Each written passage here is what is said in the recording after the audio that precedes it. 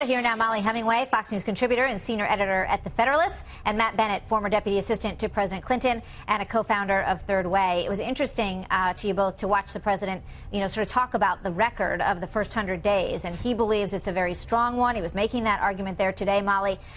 But when you look at some of the numbers out there, and let's pull up this Gallup poll, President Trump job approval, he's got a 41% approval rating, and just hold on this for just a second, which is higher than 35% back in March. And the one that you've got on the screen, the percentage you think that, how he's doing on the key characteristics, keeps his promises, that one is down 17 since February. Strong and decisive leader, down 7. Can bring about change the country needs, is down 7. Mollie, your thoughts? Well, if there's one thing that we might want to learn from 2016, it's that sometimes these polls don't tell us everything about people's support for Donald Trump. One of the things he was very consistent about throughout the campaign was his desire to change things with the economy. I don't think that people thought enough about how sluggish the Obama economy was. You know, Wisconsin was a state that went for Obama and then it went for Trump. It was a place Hillary didn't visit. The economic growth last year was only 1.6%. The entire time of Obama's administration, it never went above 3%. This is an area that Donald Trump is very focused on. Of course, it's probably much better to work on tax reform and other issues like that rather than the protectionism that he does seem very much wedded to in terms of protecting American jobs from competition overseas. Yeah.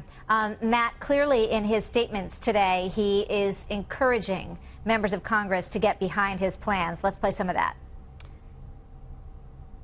We're also working with Congress on tax reform and simplification, and we're on time if we get that health care approval. So press every one of you congressmen, press everybody. He wants them to get behind him on this. Matt, what do you think? Yeah, good luck with that. I mean, Martha, you're the expert on the first 100 days. His claim that he has accomplished so much just doesn't hold water at all. And one of the reasons that his numbers are down in terms of being able to change things in Washington is that he took a big, solid swing at changing Obamacare and whiffed. And part of the reason he did was he has done zero outreach to Democrats. He has not tried in any serious way to do things in a bipartisan manner, and that is not what is going to get you across the finish line when you need 60 votes in the Senate to really accomplish much of anything besides appointments like Justice Gorsuch. You know, I mean, he would point to Gorsuch, as you just pointed out. He would point to the executive orders, another one of which he did today, Mollie. But on the legislative front, when you look at the report card over the 100 days, there is frustration among Republicans that he hasn't been able to get further. You know, he came in sort of promising that things were going to be different, that he was going to shake things up and he was going to be a president of action.